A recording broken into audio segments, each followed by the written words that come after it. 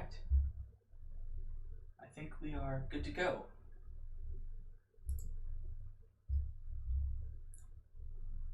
So, let's see here. Before I start with the lecture on functions today, let's, oh, I see. Let us erase this page. Cool.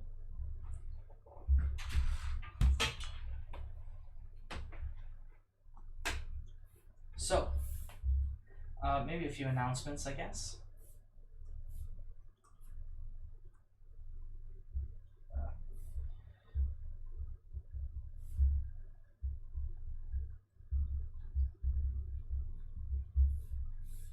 So the exam 1 is out.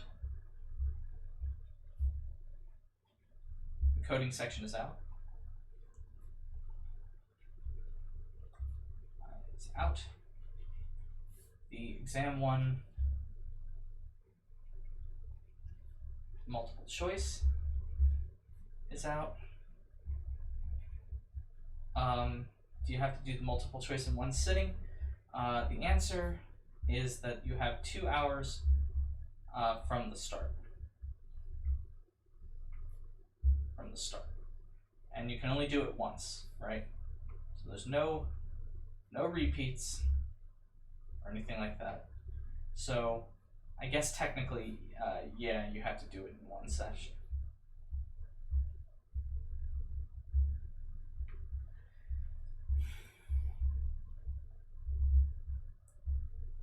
No. So basically, this is the dividing line. So nothing here is allowed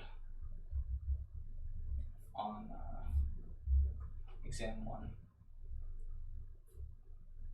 That's also good because nothing here is needed for exam 1. And should it take the whole 2 hours? The answer is no. So I mean, my guess, I did it as a student, and I was able to take the question. I mean, of course, you know, I was able to click the answers to the questions in 2 minutes. But to think about it, I'd probably multiply that by maybe 10, so maybe 20 minutes.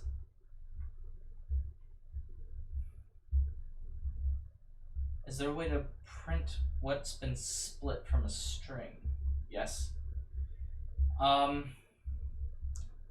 I went into the student account and I took the quiz to make sure that everything was working right.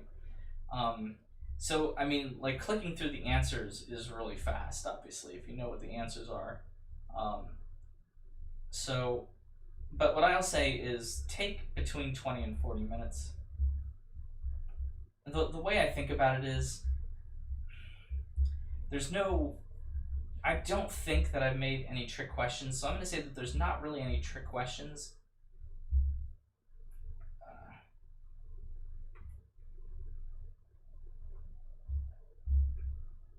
But you do have to, let's see, am I quiet? I guess I am. Maybe I'll move the microphone a little closer.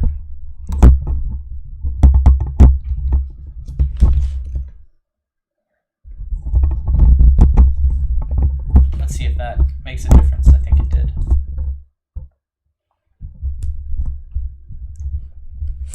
Oops.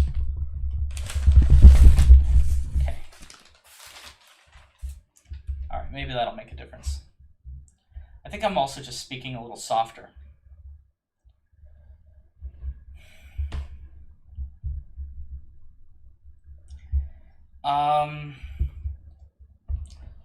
Okay, is it just multiple choice? So there's a few questions where it's technically multiple choice, but there's like multiple answers you have to select. But yeah, it's basically all multiple. There's no short answer. Nothing like that. I left it open. I can put a short answer on it if I wanted to, but I didn't. I don't actually really like multiple choice, but I don't know. I guess the problem is that there's really not a great testing format for remote. So I mean, my friends and I are talking, and the only yes, you get credit for as many of them as you check. Well, as many of the right ones as you check, and you lose a little bit for the wrong ones. So let's see. Yeah, okay. What else do I want to say? Yeah, so what I mean when I say there's not any trick questions, what I mean is like if you understand every question is basically testing a concept. And so if you understand the concepts from like for loops and while loops and variables and casting and stuff like that, you're not going to have a problem. Like it's not going to what I haven't done, and I was so when I'm making problems, I'll make a problem and then sometimes I'll even delete it if I think it's too tricky. Like I was thinking of some problems where basically the answer relies on, like for instance, I was going to ask this question. I was going to ask like what happens first?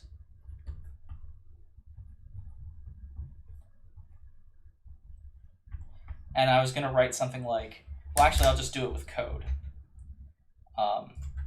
I was going to write, and before anyone complains, I'll change the font size. Hang on.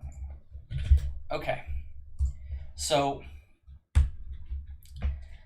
I was going to say, like, what happens first if you evaluate, for instance, like, say x equals 3 and y equals 5. And I was going to be like, if x plus 2 is less than y times 17, print yep, right? So I was going to ask, like, list the order in which things execute.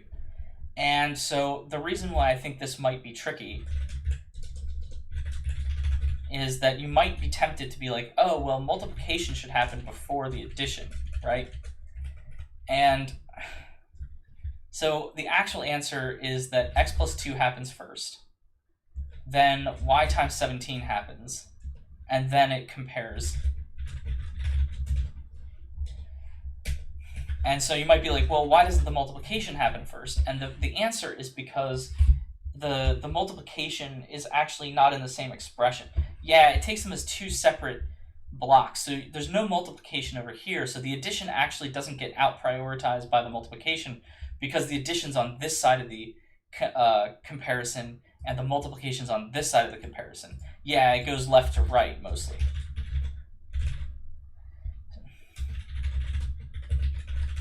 And so, you know, the thing is that I was thinking to myself, I wanted to make a problem like this, but I ended up, as I say, not making a problem like this because of how tricky it is. And the thing is, like, you know, I always ask myself, is this testing the concept? And then if you were the student who was about to do this, then in a sense you're getting the concept right, but you're getting the problem wrong. And if you're doing this, then you might be even getting the concept wrong, but the problem right. And so I don't want either of those things to be the case when I write a problem, right? So you want the concept to like push you towards the solution, right? And you don't want to have it trick you. So that's the idea, right? So, you know, if the concept misleads you because of some funky Python exception, we really don't want to use that as a problem. So anyway, that's my spiel on like my philosophy behind these test questions. So if you ever find yourself like overthinking something or whatever, you know, just kind of go back and remind yourself that like, just try to think about it conceptually, try to think about what how these things work up to your 201 level understanding of it, and then just be like, well, okay, based on that understanding, how should this work, right? And the answer is I'm not testing any like really tricky edge case exceptions that you don't know about or anything like that. Okay. Well, what am I doing now? So I think... Okay, so let's delete this because this is not really necessary. Okay, so now let's get into functions, which is what we're going to talk about today. Cool. I think there's actually a presentation mode, isn't there? Is there a presentation mode? I forget.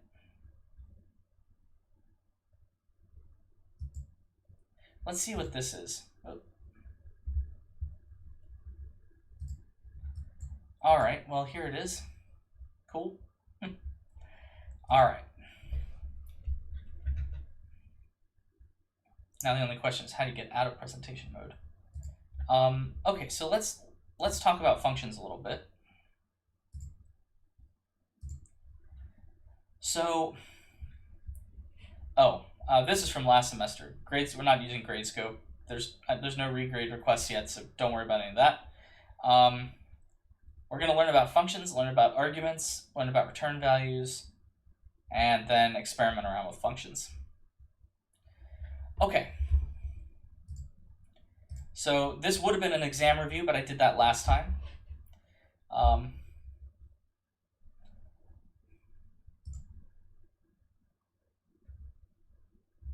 So what is a function, right? So that's like the first thing that we want to do here.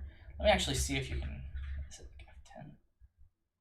View, appearance.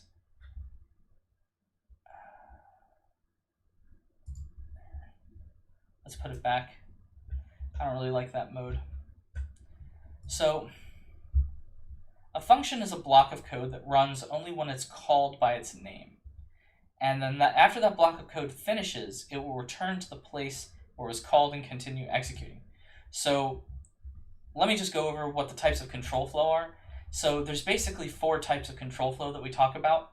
The first type is sequential, and that's basically what happens when you do print statements, input statements, algebra, variable assignments, all that kind of stuff, right? Yep, as I said, functions are not on the first exam.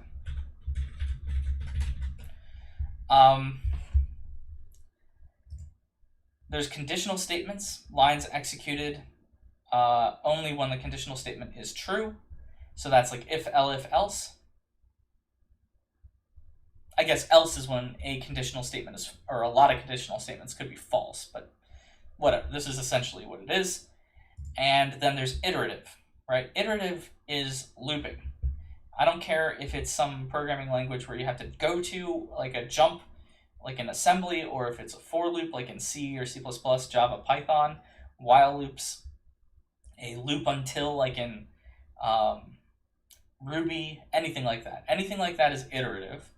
And then finally, the last one I'm calling functional. This might have some different names, like sub-processes or whatever, but I'm just going to call it functional, which is jumping to a specific code block when it's called, and then afterwards you jump back from where the function was called. So you go back to where the function called itself. So Python syntax for functions. So let's get a little bit more concrete. So to declare a function, you need to use the keyword def, and then the function's name. And so to finish the function declaration, you need an open and close parenthesis pair, and then a colon. And I'll show you what I mean by that in just a second. And then the last thing to say is once you do this, you must tab in all the function's code by one level. So if the code has no if statements, no loops, everything's just tabbed in once. If there's some if statements, then things can be tabbed in twice. If there's like loops and if statements, that can be tabbed in 3, 4 times. But the base tab level is 1 inside of a function. So all the code that's in that block will be executed when the function is called. And so PEP8 tells us to put 2 blank lines. It shouldn't be spaces, like it should be lines. Let me, actually, you know what? I actually have the slides here. I think I can just fix that right now. Cool. After a function to separate it. So what that means is, I'll show you what that means. It's generally, A, it's going to cause your code to look a little bit better, but B, because the language is white space sensitive, it's something where you're going to definitely want to do that, because otherwise sometimes you miss, in a white space language like this, you'll miss like when one function ends and the next function begins, if it's all kind of smashed together. It just looks kind of confusing when it's not separated. So here's a function. So here's our first example function. It says def first example. It says x equals 3, x plus equals 17, and print this is a function. All right. So so what is this going to do? Let's actually, instead of doing this on slides, let's actually just do this with code. So let's create a function. So my function is going to do, I don't know, it's going to say x equals int input tell me x. And then it's going to say, what is it going to say? Something, right? Let's print out, well, let's say if x mod 2 equals 0, print out x is even, else print x is odd. So, you know, basically the thing is that you can write two equivalent programs. So let's say we want to do this function, so we'll just call my function. And I'm doing this outside of the if name equals main block. You can do this inside the if name equals main block. Let's just run this. Tell me x is 17. 17 is odd, right? Let's run it again. 342, not 341, 342. 342 is even, right? So you see what this function is doing. Every time we call the function, so let's print out about to call my function, and then my function has returned.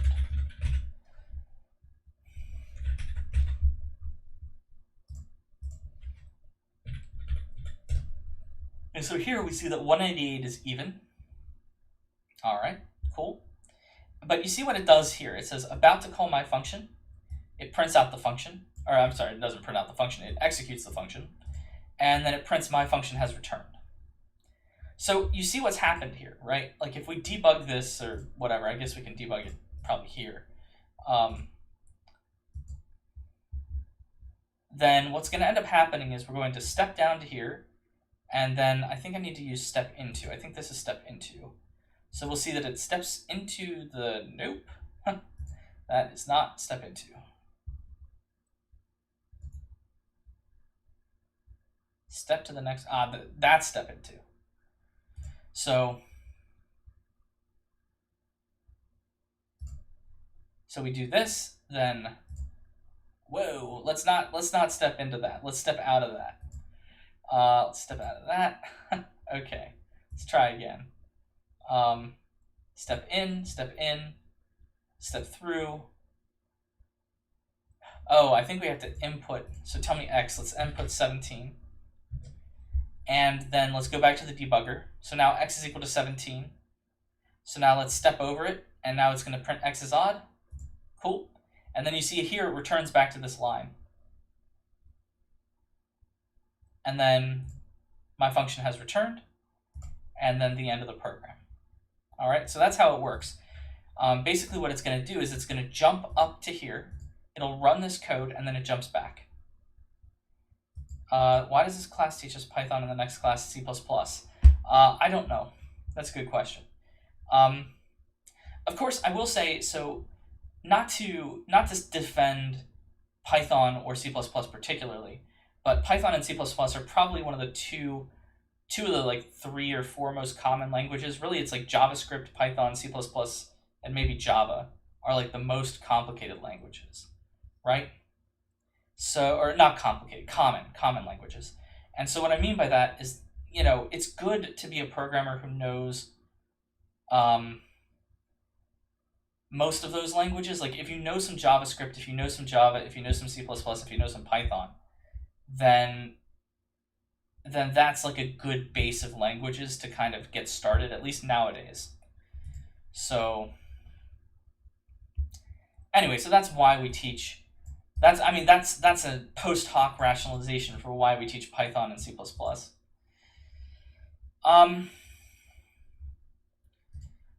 Yeah, okay. And so now this is all well and good, but like what's the purpose of, like, why did we do this, right? Why did we do this? And the answer is basically like, what if you want to call this function like multiple times? So what if I say like for I in range like 10, right? Now you could have just used a loop and put the code here, but you see that this actually cleans up. Let's rename this function as test x even, right? And so what we're going to see here is, let's run this code, not debug it, let's just run it. And so if we tell it x, we'll say 17. 17 is odd, right? And so you see that it's blanketed by these, or it's like encapsulated by these two, yeah.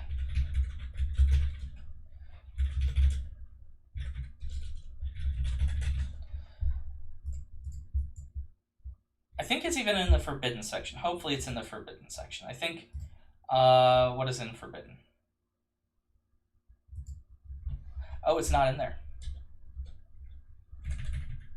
Oh, yeah, it is, right here. Declaring your own functions.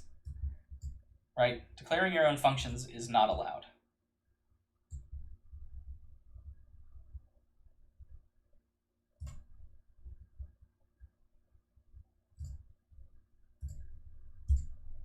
So, okay, but what's the purpose of this, right? So what the purpose of this is basically to be able to group code together that you don't want to be messed with by anything else, right? So the idea here is that here we can call it 34. 34 is even, 2 is even, 13 is odd, right? And so basically you see that every time it calls, it's saying about to call this function. It calls the function, it jumps up to here, it runs this code, and then it jumps back. So basically what it does for you, it allows you to put some functionality into something like this. And so let me show you so you already basically know a bunch of examples of functions, right? You have used a ton of functions before. And the reason why you've used a ton of functions, let's say 5. Okay, so the reason why you've used a ton of functions is if you've ever done like print is a function. Now it's a built-in function, but it's still a function, right? And you see that print, its code is not in your code, but it calls something, right? It does something elsewhere. And so if we print like hello, right, it clearly is doing something that isn't written down in your code. So it's calling another block of code that you don't own, right? And then, for instance, like s equals input, tell me a story, for instance.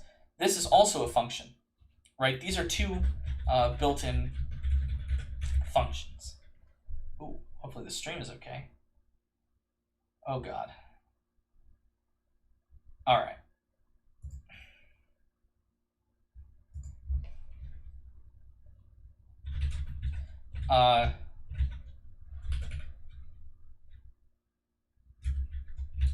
Okay, but I think I'm back now. Okay. All right, yeah, I didn't say anything while it was glitching, or nothing important at least.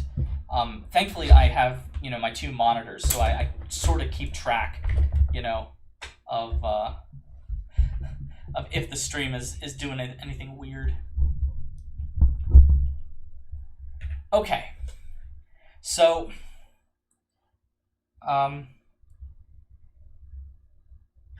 well, so I would say that the first thing you should always do before you email your TA is you should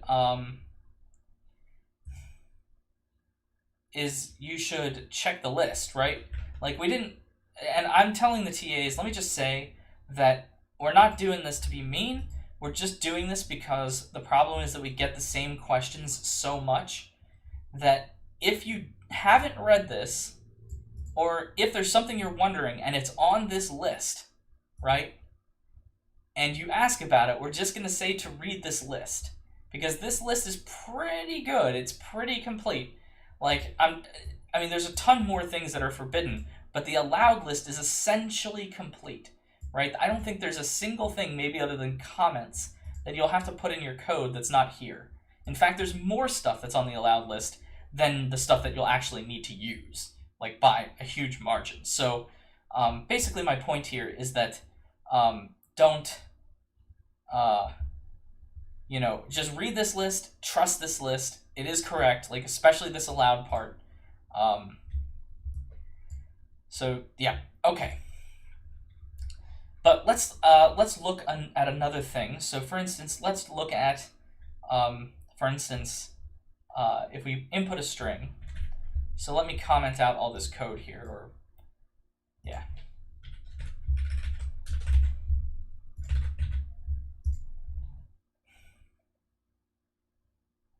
So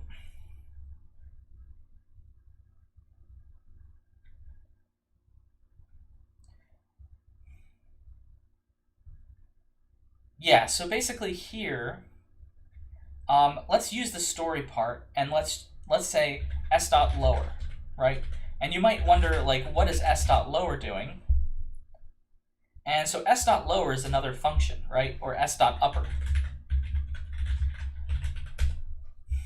So let's look at this. So if we tell a story, the story is going to be like, hello, there was once a 201 student, and he did something, right? Who cares? So you see that I've mixed upper and lower case, and now when I run it through s dot lower, it should be all lowercase, and when I run it through uppercase, it should all be uppercase. So basically,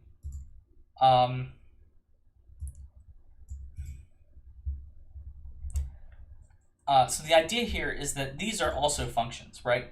And the idea is that these functions are giving us back values. And so the real question is, how is that happening, right?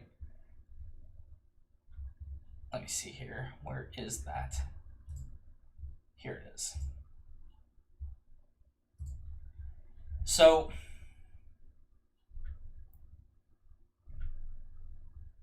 let's take a look at parameters before we look at return. Well, that's a good question. We are like 99.9% there. So let's look at parameters.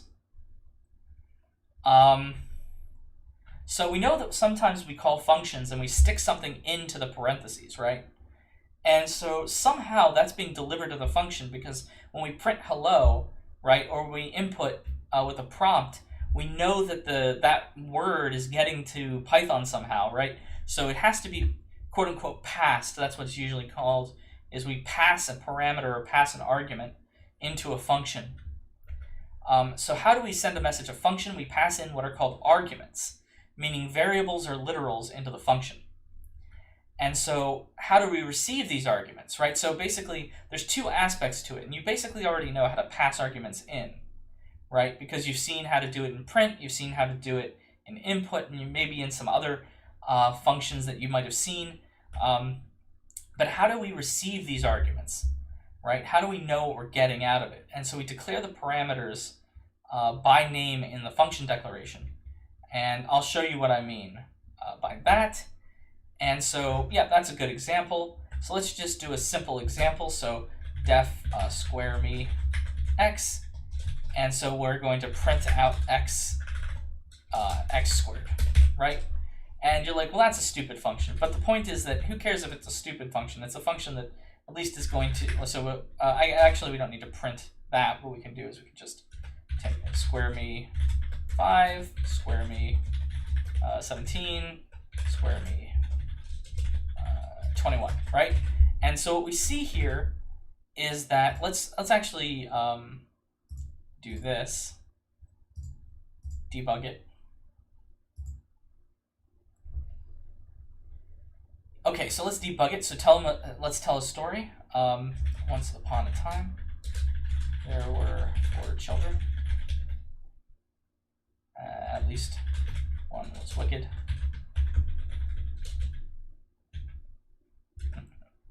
Okay, so now we're at the breakpoint. We see that the string has been declared here, but we don't really care, right? It's already done the s.lower and s.upper stuff. So now we're here.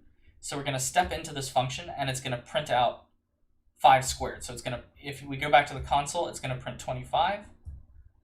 Let's see. Actually, maybe I can, oh, wonderful. Look at that. Maybe we can actually put the console like here or something. I don't know. Let's see if we can, yeah, that's good.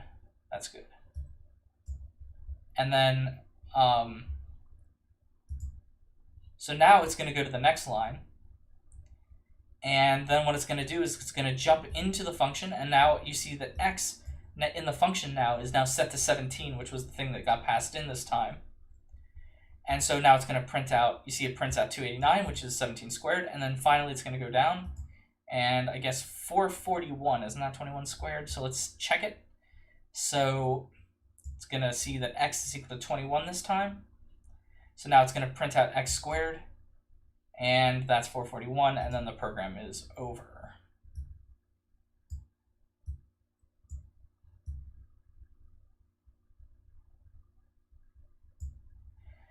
Cool.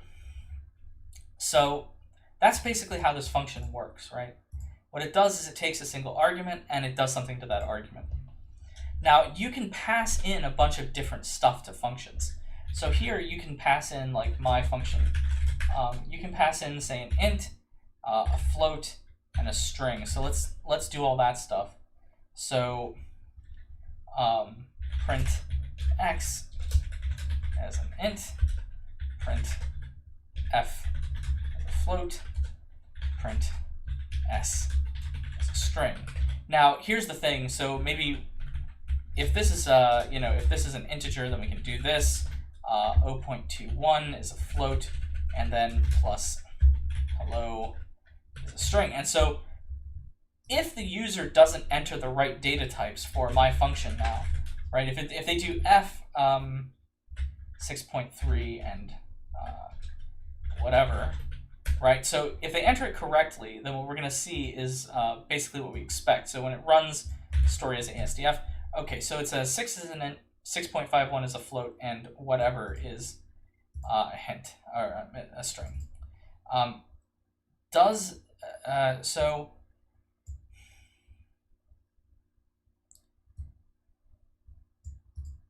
So s.lower and upper separates it into a lowercase and uppercase version of the string. Sort of. It makes a new string, which is the uppercase or lowercase version of that string. Console.log. That is Java, and they have to match the data type. Generally they don't, right? So if I just did x without this is an int, or f without this is a float, and s without this is a string, then they wouldn't have to match, right? Because there's no way, like Python doesn't actually know what types we expect. So there are type hints in Python, but I'm not going to require them for this class. Like for instance, you can do this,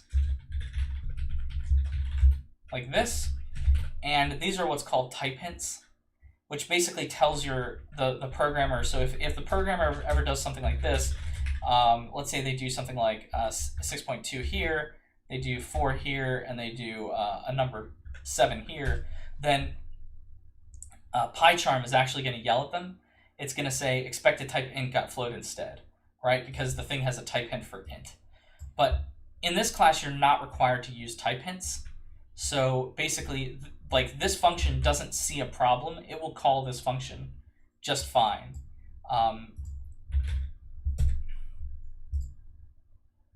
Unfortunately, it will call the function just fine, right?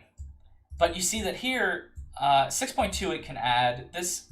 So 9.2 is an int, but that's not an int. It converted it to a float when we added the 0.2 business, so that's not right anymore.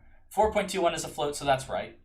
But then hello here, this causes a type error, right? Unsupported plus between int and string. And the reason why is because 7 is a string, or 7 is supposed to be a string, and so it's not a string. So you have to be careful about the data types that pop in there. Oh, what? Like, could you cast it to an integer? Sure, you can cast it. I just didn't do that because I wanted. Oh, if you didn't pass 3 arguments, yeah. So let's do that now. Let's say that we're going to pass 2 and 4.1. And so here you see that PyCharm is already yelling at me. It says parameter s unfilled. The story is unfilled parameter. And if you saw the red flash by really quickly, let's go and see what the red said. The red says type error. My function missing 1 required positional argument s. So a positional argument is just something that's like this, where it has to be in order. So for instance, the first thing that gets plugged into this function gets assigned into x, the second thing that gets plugged into this function gets assigned into f, and the third thing that gets plugged into this function gets assigned into s. And so that's why they're called positional arguments, because you see here we're not doing like x equals here and f equals and s equals. And so those would be called keyword arguments. But yeah, these are just positional arguments. So this will cause an error, right?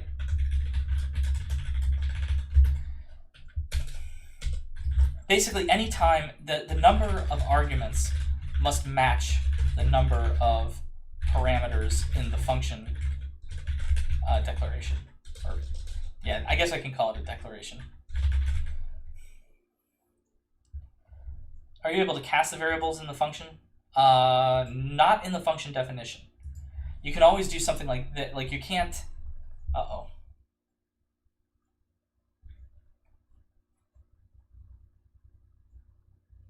Okay, I guess I'm back again. Okay. So, you can't cast in here. You can't be like int x like this. That's not gonna work. Oh, sorry, it lagged for me, so I was a little bit worried. YouTube is getting a little bit wonky, actually. After that lecture last week, that did not make me happy. As it turns out, yeah, I had another friend who lost 2 lectures that way. But his classes are much smaller, so he just kind of gave up and didn't do them. Anyway, so you can't cast in the parameter. Well, who knows? Maybe I will switch to Twitch. I have my scheme going, right? I have OBS and I have YouTube, and it's working, sort of. You know, it's always painful to make a switch to things. It's like learning new crap. Okay. So, cool.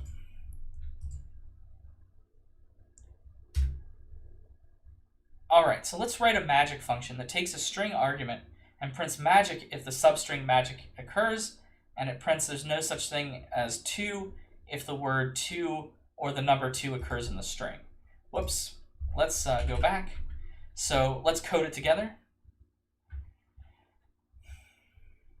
I'm sure it does. I'm sure OBS does have that option. I just haven't done it. I probably can't. I won't allow donations. I think that's no good.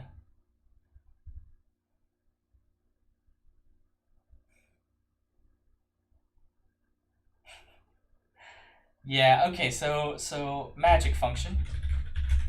And so remember what the magic function has to do. It has to take in a string, and so I'm going to name it the string.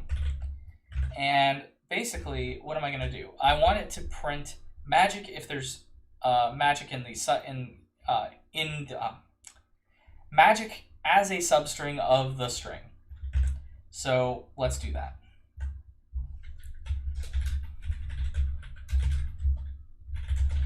And maybe if you want me to use constants properly, like we'll actually use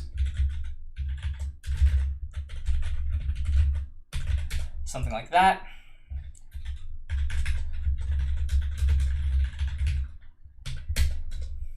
And let me just say that you don't need to make anything in a print prompt or input prompt as constants, right? These strings could just be left. Otherwise, your entire program would basically be like 100,000 constants.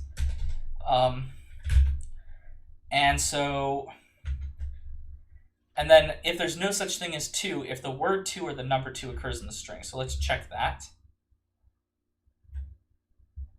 Use constants whenever it's a magic value. So anything that you're using in code, for instance, like here, this string magic is like a literal inside of this if statement, and we don't quite like that.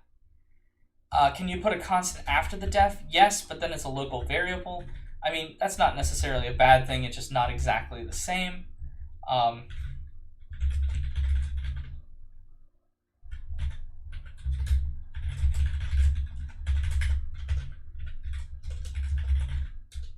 always use, let's do that.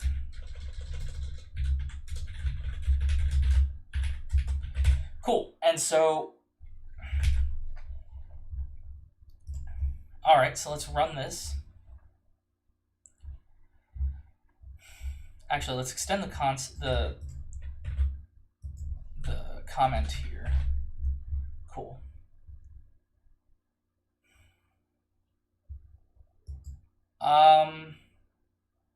Well, anything up here is not part, right? So,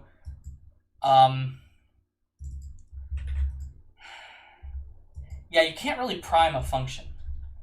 Yeah, you can't really prime a function because the problem is that, like, where the function can get called from like anywhere in your program, right? So for instance, like you see how my function is up here. I can call magic function, and then I can call my function 3, 5, hello, and then I can call square me 21 again, right? And so magic function. So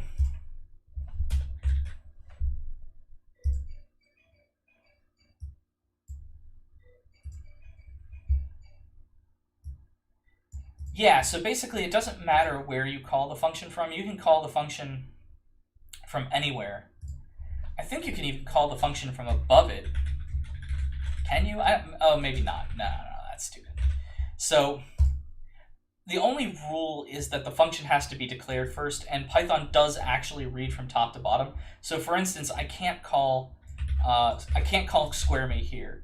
And the reason why I can't call square me here, so in some programming languages, you can actually do this. Because like in Java, for instance, if you call a function from a different function, then Java reads all of your code before it does any parsing. But Python reads through in linear fashion. So basically, here it doesn't know what square me is. Then it learns what square me is. Then you can call square me. So you usually put all your functions at the top. Yes, that's usually good. So the general format of a block of code, normally it's like definitely like headers, headers, imports, constants, functions, if name equals main block. That's usually how a Python script looks, unless it has classes in it, in which case it's usually headers, imports, constants, classes, if name equals main block. But basically the same thing, right? Headers, imports, constants, functions. And the reason why is because normally you call all your functions from the if name equals main block, or at least that's where they start from. So you have to make sure that all the functions are kind of above. So it's always nice to have everything kind of in its proper place. Okay. So let's think of other things that we can do with functions. So here's an example. I don't know why I did the string.lower. I guess you can do the .lower. I didn't actually say to do that here. I guess I threw that in the example.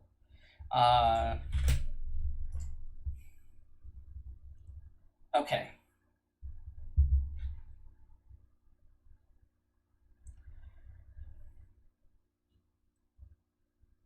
Wow.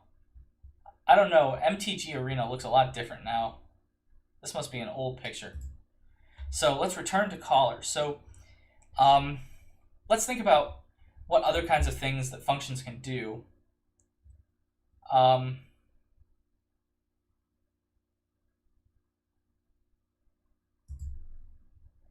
So let's look at the example of input to find some new, I guess, reason, new purpose, new thing that a function does.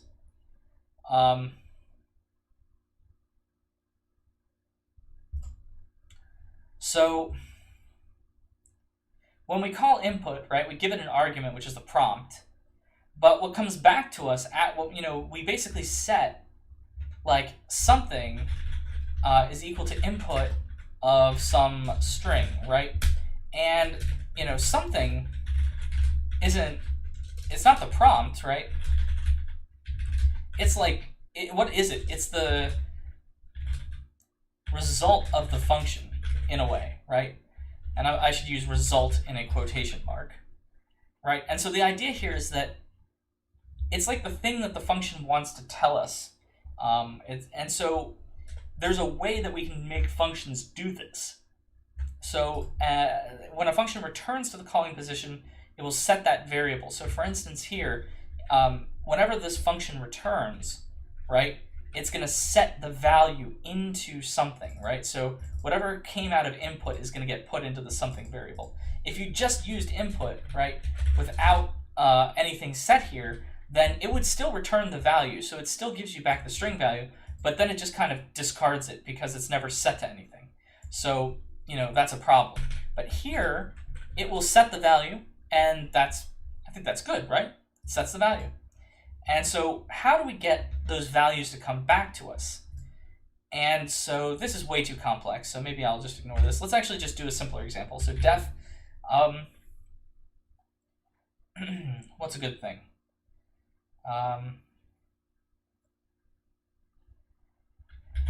Next square.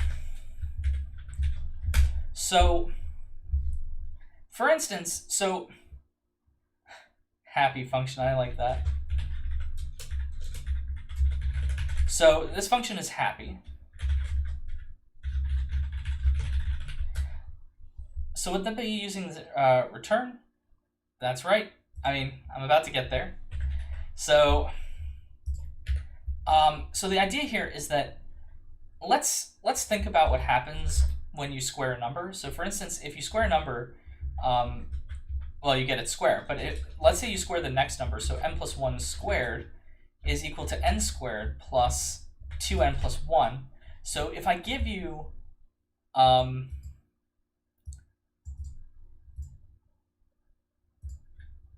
cares? Let's just maybe we'll let's just do it much more simply. What does a happy function do? Happy function should do something happily. So let's take in the string, and what it's going to do is add a happy face to the string. Well, maybe we can find a Unicode happy face.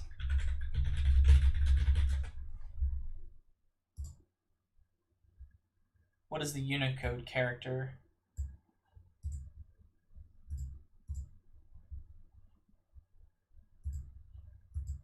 I need the hex. Let's see if this will work. I don't think so. So maybe 26.3a. Okay, let's see what happens there. And then, well, so if we don't return anything, then it's not going to do anything. But then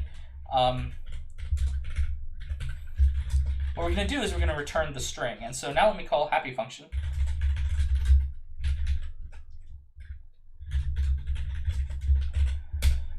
And so now we're going to print out the new string, right? Let's do this. So let's see, some string ASDF, and then what we see here is that it says, am I happy?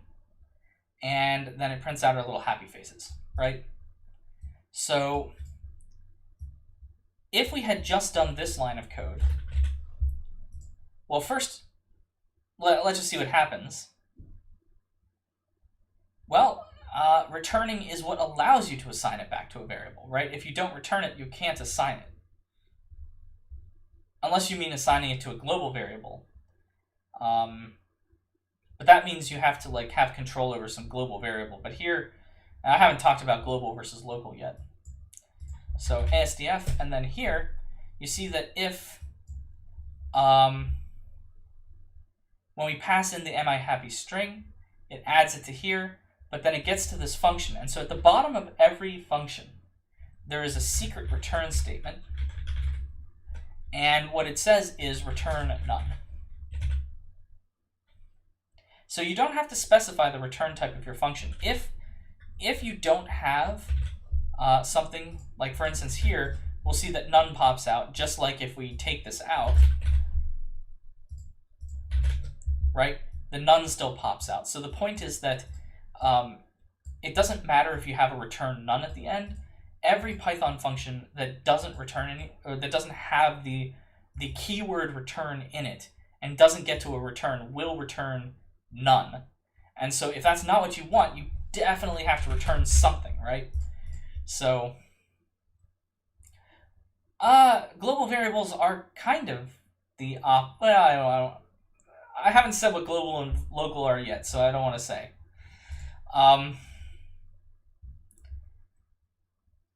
Is void a thing in Python?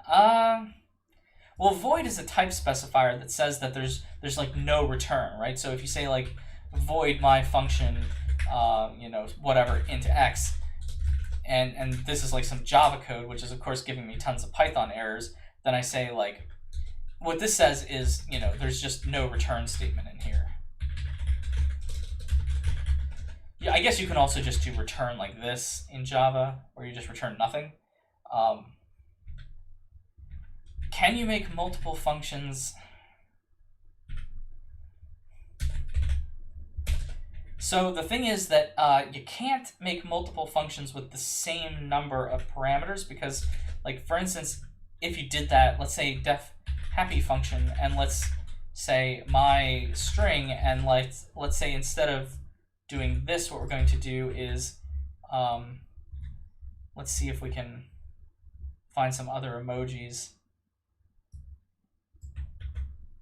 So, I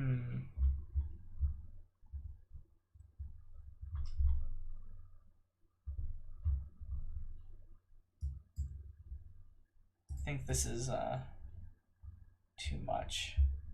I don't know what FE0F is. Let's see what that is.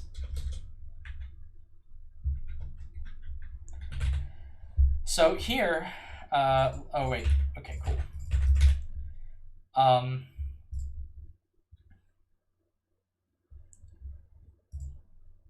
So let's see which one of these does. So you see that this one has overwritten this function. So what's happened here is that if you declare two functions with the same number of parameters like this, then what's going to happen is that this function is just going to, this one actually overwrites this one. So in a lot of programming languages, and this is kind of the right answer, it actually should give you an error.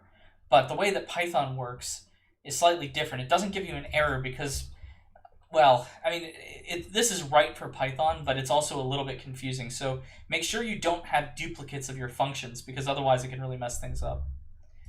On the other hand, I think if you have multiple parameters, so if it's a different number of parameters, I'm not sure if that'll actually fix it.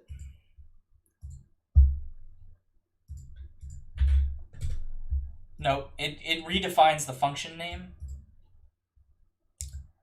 And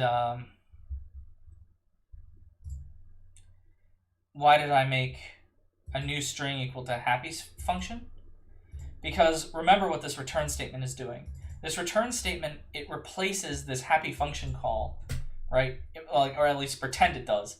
What it does is whenever you return this object, it'll stick it in here.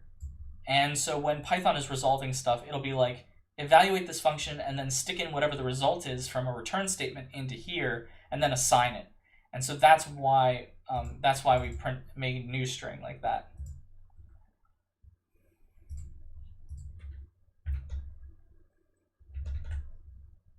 So let's ignore this example. This example is just probably too complicated. So how to receive a return value. So for instance here, if you want to call this take the square root function.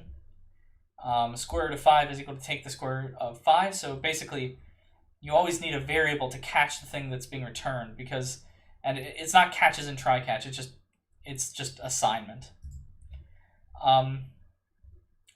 Then we have the value saved up, so we can print it out or use it later.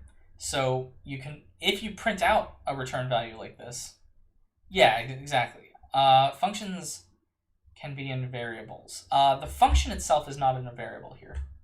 Okay, the return value of the function isn't a variable. So the thing is, like, this function evaluates itself, and once it's done evaluating, it's over, right? Like, this function is done when it reaches the return statement, and it'll just pop out the string here, and it allows you to save the string into this new string. That's what return does for you.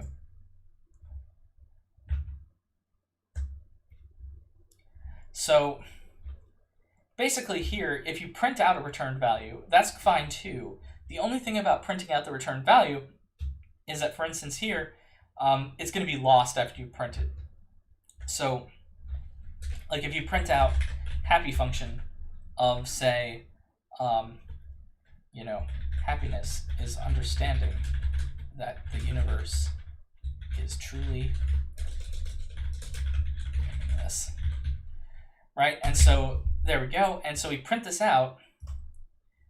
SDF. Okay. And so it does it correctly. It prints this thing out, but then, like, the result, right? The result is lost. Does that make sense? Like if you call a function, and so sometimes that's fine, right?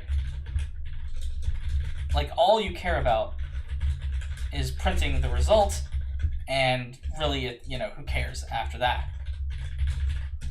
But if you need, that value, make sure you save that value in a variable. Otherwise, it vanishes into the abyss. Okay.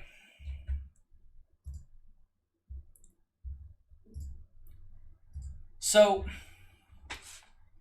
instead of talking about scope, I'll do scope next time. Why is the smile still there? Because it ran the function, right? It still ran the function. It doesn't, like, the thing is that the function ran, it returned the string, and then the result is the string that comes out of that is lost, but who cares, right? We didn't need it. Okay. Instead of talking about scope, which is important, let me talk about mutability just a little bit. So, for instance, if I pass in so let me say def change me, right? And so let's have x. My string is replaced. I'm not sure. Okay, so let me do a few examples here. So if change me, let's say that x is an integer. So, right, and we're not going to return it, but let's make it int 5, and then change me x, and then print x.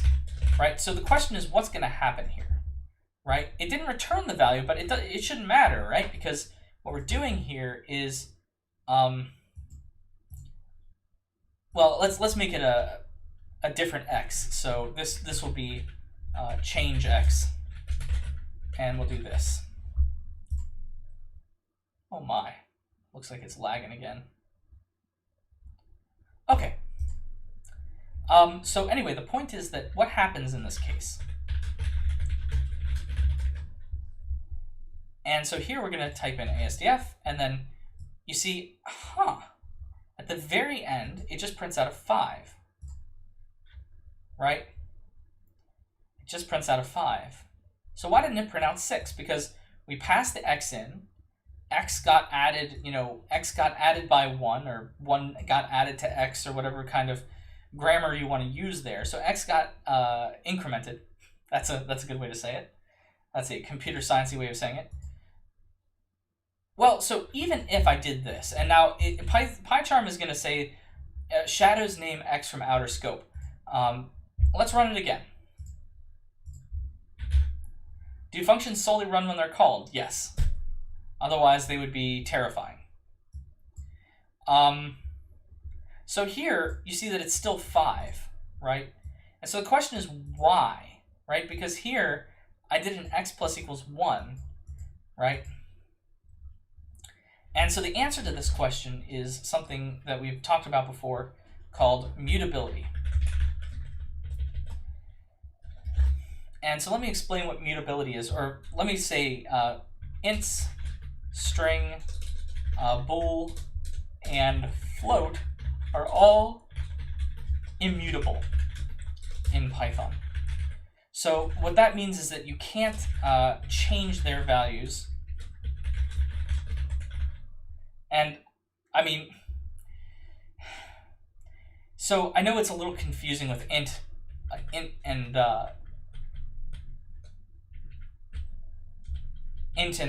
float. You'll just have to trust me that they are considered immutable by Python. It does not print out a 6. It never prints 6, right? X is equal to 5. It never prints it. Actually, let's print it here in the function x equals x, right? And then it will print outside of the function x equals there. Whoops, comma. Cool. Now let's see. So inside the function x is equal to 6, but outside of the function x is equal to 5. And so why is that?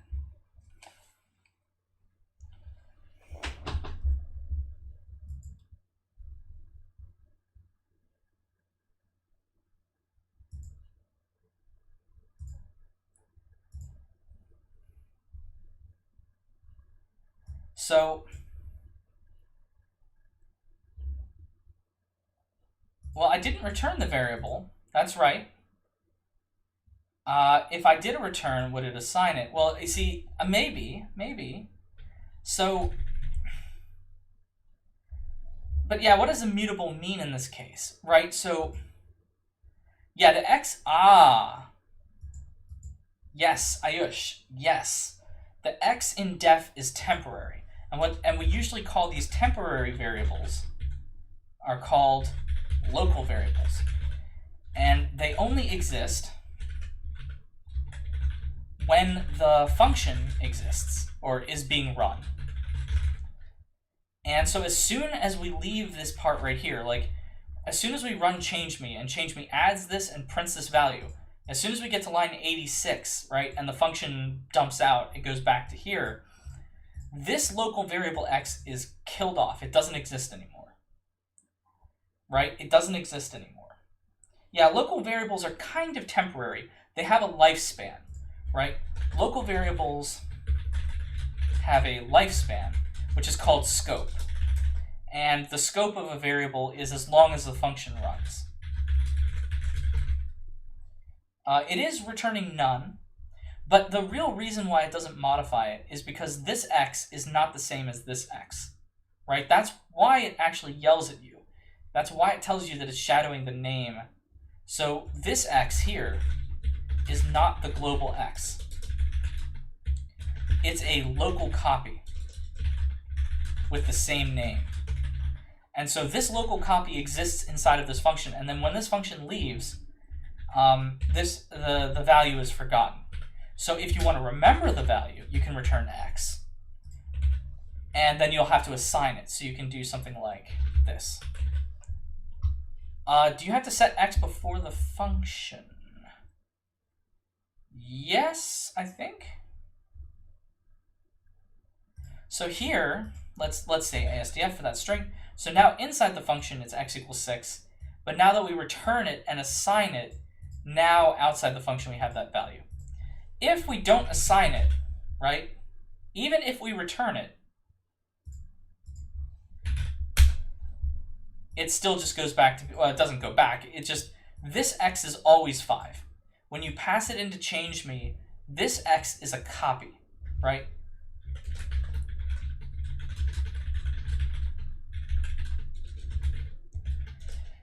Okay.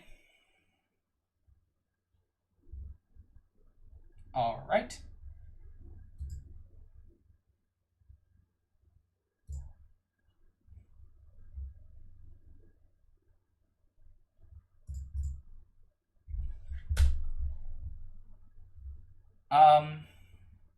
So if Python reads a line, okay. Global x is function runs twice. Okay, so let's take these questions one by one. So, so let me just say this is why it's best if you rename, like we can call this even local x.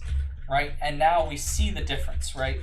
The thing is that Python is quite happy to maintain a local x and a global x, and it can handle it. But the thing is that a lot of times it's a little bit confusing to say, you, the programmer, if you have x's that are inside of a function and you also have x's that are global. So, and let me just say something about global variables. Global variables, I mean, up to this point, every single variable you've ever declared is global. And the reason why everything is global is because they live as long as the program lives. As soon as they're declared, they have no set lifespan until the program ends. Okay? And so that's what a global variable is. Anything that's declared outside of a function or outside of a class is generally a global variable. Anything that's declared inside of a function or in the parameter list is a local variable.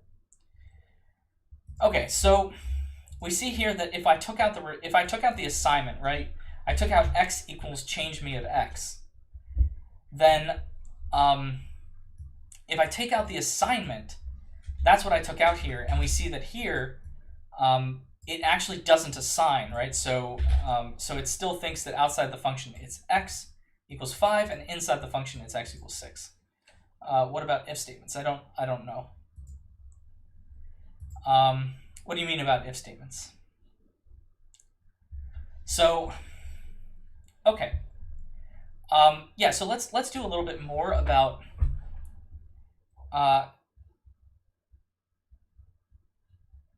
so else while are keywords, right?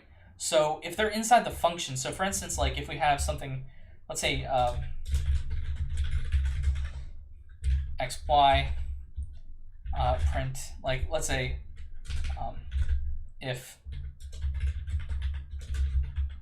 is bigger than 50, we can say print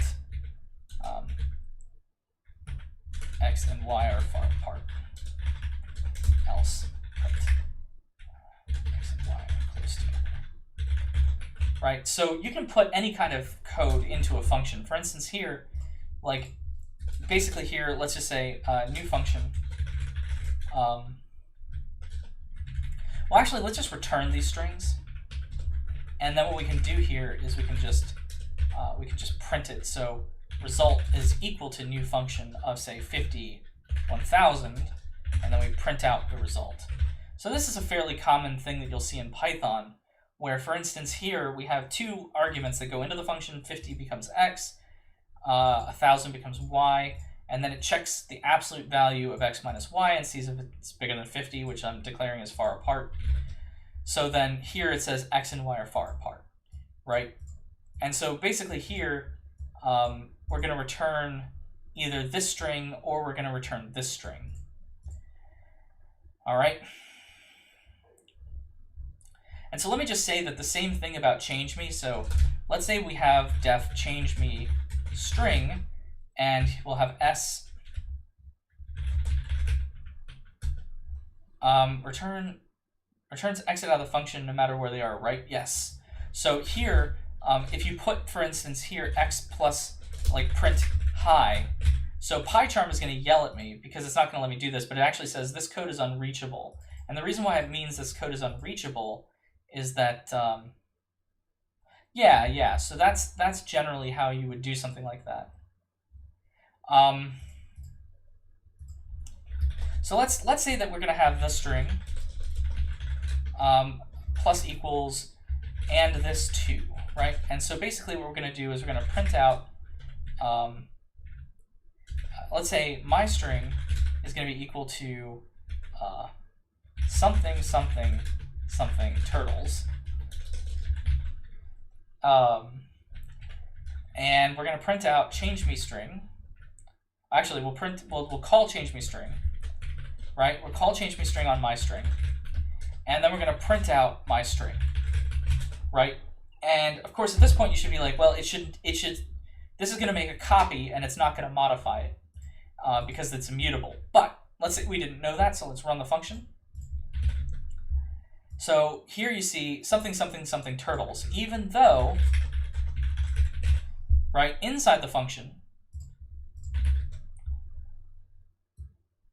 this string gets something added to it, right? So this string gets something added to it, but this string here, the my string out in global scope, doesn't get anything added to it. And the reason why is, again, because it doesn't get returned, and also because strings are immutable.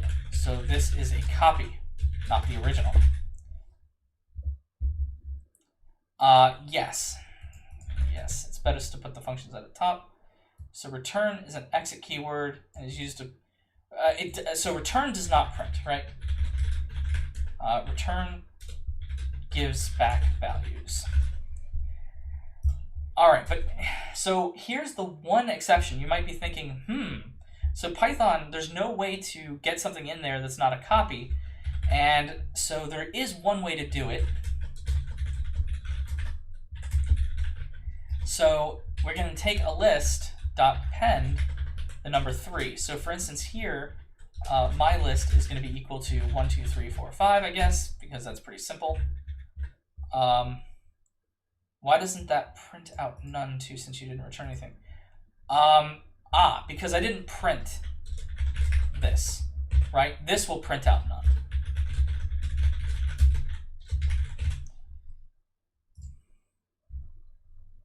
So let's do that. So you see here,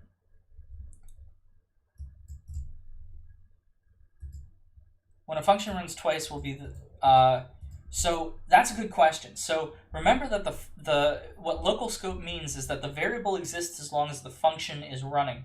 So when the function stops, right, what does that mean? That means that all those local variables are basically killed off. They're all forgotten, right? So as soon as the function stops running, it'll forget the previous variable, and as soon as you call the function again, it'll make new copies, new variables. Everything in the local scope is new every time you call the function. Well, the difference between running a function is that running a function just does the stuff in here, right? Printing a function prints out whatever the return value is. Can you set return equal to a variable? I don't understand. Do you mean like, what do you mean by that? I'll just say that. What do you mean by that? So,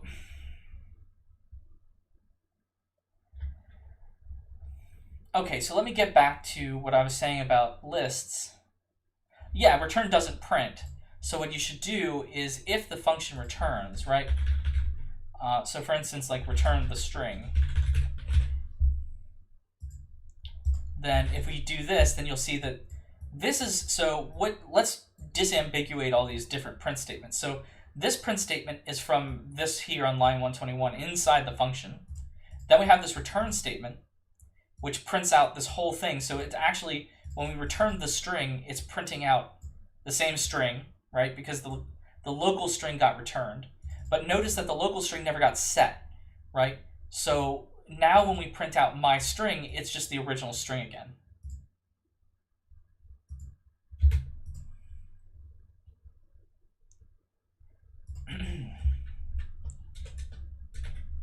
So this is the big exception.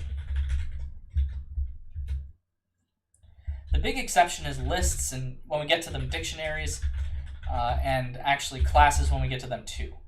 But really right now, basically just lists. So you might think, oh, this will make a copy of the list, as expected. So for instance, here we'll print a list. We'll even return a list. But what we're going to do is we're going to go change me list, a list, or my list, sorry, my list. Right? My list is the global, a list is the local. And so you might be thinking, if this makes a copy, then what happens? Right? Well, then, we need to print out my list. Right? Then my list should just be 1, 2, 3, 4, 5 again. And if it doesn't make a copy, if it uses the original list somehow, it should be 1, 2, 3, 4, 5, 3.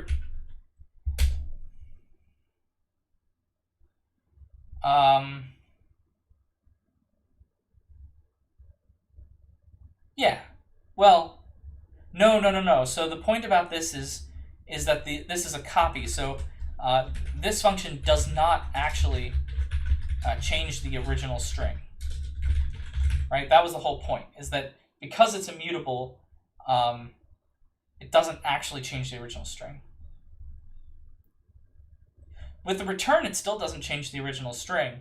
The only way to change the original string, like you notice here, that it did return, the return statement went into this print function, so it printed out the result from the return statement, but it never actually reassigned it, right? So never got reassigned to my string. So my string is the same as the original. So here, when I have change me list, if this was an original, or I'm sorry, if this makes a copy, then basically we want it to just be 1, 2, 3, 4, 5. And if it's this, then this. So let's see what happens. So what we see happening here is that it prints out the change list. So it does append 3 to the list and returns it. But then you notice that this list didn't get assigned, right? Didn't get assigned back to my list. So how did that happen? And so basically, the thing that we'll talk about in the next class is that mutable things, like lists, dictionaries, classes, they pass by something called reference, whereas immutables, int, bool, float, string, pass by value, which basically means a copy.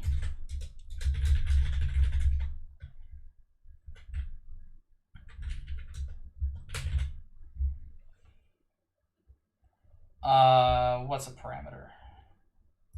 Like when it's in a function, let's see. Let's see. Okay, so let me answer some of these questions.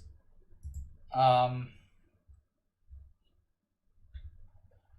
instead of print change, we can do my string equals change string my string. Yes, you can do that, and then you print my string. Yes, so that's right. Where is return a list going? Good question. It's not going anywhere, right? It's getting dropped. But the secret is that because the list passed by reference, which, it is actually just a renaming.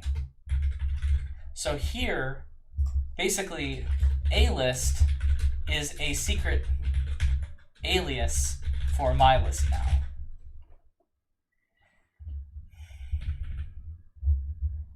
Is it just there so it doesn't return none? I don't care if we return none. It doesn't really matter, I guess.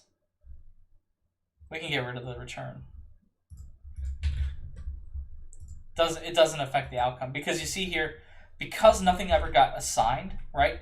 The return never got used. So like if you return something and the other programmer on the other side, or you on the other side, don't assign that into some value, it's just gone, right? So but the thing is that that's the whole point, is that a list is a secret alias for my list, so actually it's modifying the original list. So that's why you don't even need this return. But that's only for mutable things, and it's only for things like lists, dictionaries, and classes. Whereas the thing that you should actually take away from today is that all the things that you currently really are familiar with, other than lists, pass by value. And passing by value just means a copy of the original. Duplicating the list and changing the new list would affect the original list too, right? So, kind of. Yeah, the alias is killed, but the original list survives, and whatever modifications you made to the original list survives. So the one weird thing is that if you set a list equals to an empty list here, that's not going to delete the list. So, and I'll try to explain it better next time. I don't want to get too much into references. I just want to say that not everything passes by value. Some things do actually pass the actual variable that you send in. Like, duplicating a list and changing a list. Yeah, I mean, it could. It depends. I think generally the answer would be no. So let me just show you what happens if I set a list equal to, say, ABC here, and then I print out a list. And then here, what's going to happen? So let me show you what happens. So what you see here is that here's the my list.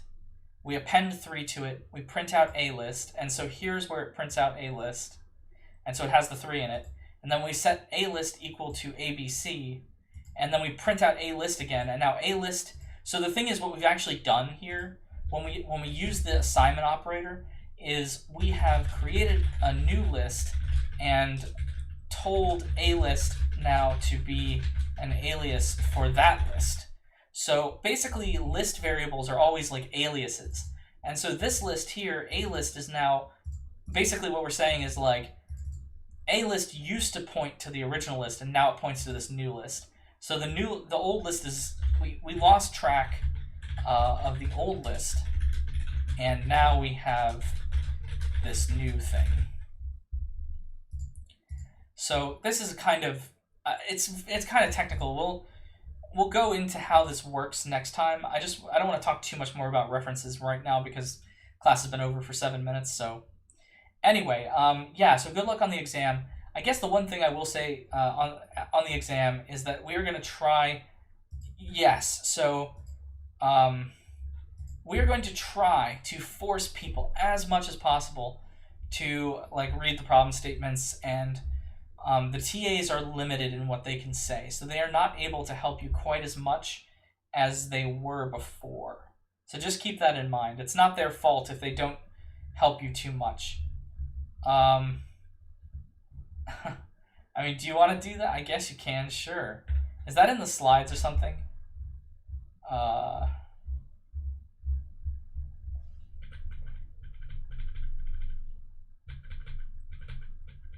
Yeah, okay. I don't know. I should rewrite these slides. They're a little too complicated for 201. Anyway. Yeah, I mean, we're going to do more of this next time. I'm kind of going... So the good news is that I get to go a little bit slower because normally this class would be eaten up with an exam review, and the next class would actually be eaten up with the in-person exam. So... yeah, no, if you ask something like, what's the answer, or if you ask something that's like, hey, can you give me a hint on this part, and they don't think they can, they're just going to say, no, I'm sorry. Like, they're not going to take off any points or anything.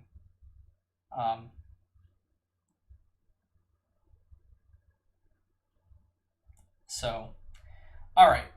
Basically, I think the hardest thing about functions is to understand scope and understand passing by value versus passing by reference.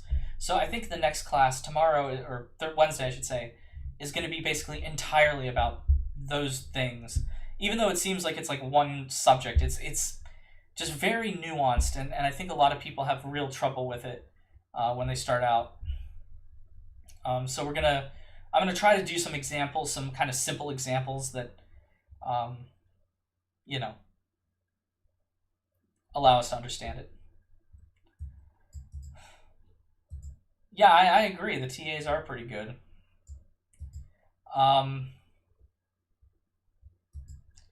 Yeah, so lab is on for this week. What, in the course? Yeah, so at least historically, about 30% of people get A's, about 30% of people get B's in the class. Now, the only thing to say, I mean, I'm telling you this in one sense, but I'm also saying that, like, you know, my policy since the beginning of time has always been that, like, if every single person got a 92 in the class, I would just give everyone an A and not even think about it, you know? That's really not, so I'm not, there's not like a curve, like or not a curve, but I should say, like, there's not, like any categories that we're trying to force people into. It just ends up, I'll say that the statistics on the course just kind of always end up being the same. It'd be nice if we could improve it, but it's a hard class. You know, I'm not gonna lie. This class is hard. I think this class is kind of on the same level as maybe like Physics 121 or so. It's probably a little bit harder than calculus. And I say that as someone who taught calculus for a long time. So, and it's not, it's really, it's the material. I mean, the material is just hard, and the fact that you have to get through a lot of it. So, anyway, um,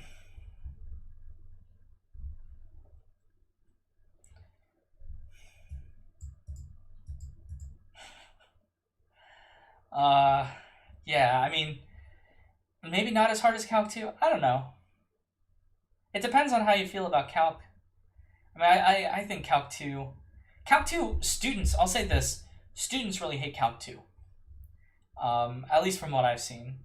Students like Calc 1. Like, they feel comfortable. But then, like, Calc 2, I think people tend to hate it. But that's just the way it is. I mean, Calc 2 is, Taylor series are probably the most useful thing out of Calc 2. The integration methods are probably something that you'll learn and then forget after college. Unless, of course, you're a math major or something like that. But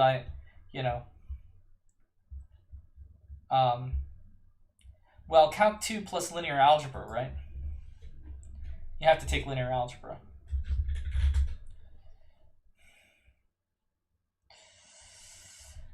Linear algebra is probably the most useful of all the maths that you take in terms of computer science. The reason why I say that is probably just because, like, the vast majority of calculus is not something that you're ever going to code. You're probably not going to use calculus in your programming unless you're doing some, like, specific mathematical application. But linear algebra is definitely useful. Is discrete math useful for comp sci? Well, they make you take a discrete math class, right? CMSC 203. My argument about CMSC 203 is that it's basically, it's like it's what it should be, at least, is the introduction to, like, the math that you don't learn all the way through elementary through high school, right? Basically, there's a lot of other parts of math than just algebra, trig, pre-calc, calc, right? That's like a very narrow path through mathematics, and discrete math is like, here's the path, and then discrete math is like here, and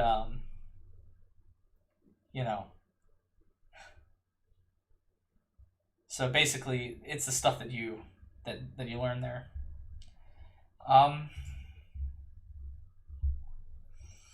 Yeah, I think, is that it? I know I've kind of talked on and on and on, just kind of answering questions. Oh no, these aren't open backs. These are like the most absolutely boring headphones in the universe. I shouldn't say boring, but they're like Sony studio monitors. They're Sony's.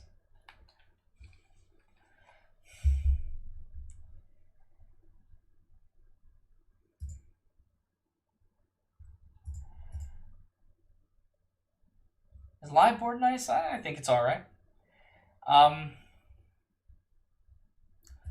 right. So I'm going to, I guess I'll run the outro now, and then we'll be done with this.